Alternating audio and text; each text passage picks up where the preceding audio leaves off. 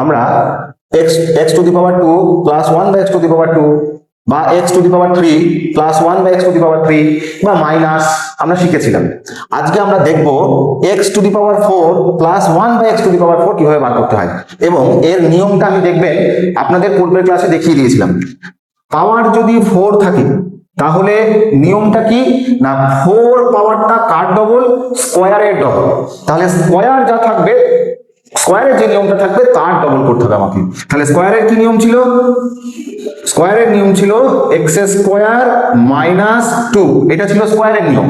তার মানে এইটার স্কয়ার করে মাইনাস 2। আমি কি বলেছিলাম, যেহেতু এগুলো জোড় সংখ্যা হলে মাথায় রাখতে হবে স্কয়ার করে মাইনাস 2 করতে হয়। এইবার এই এক্সটা কাকে বলা হচ্ছে না, এই মানটাকে বলা হচ্ছে।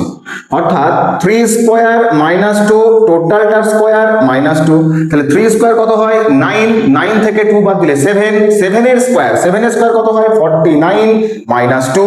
তার মানে এর অ্যান্সার খুব সহজে আমরা পেয়ে গেলাম 47।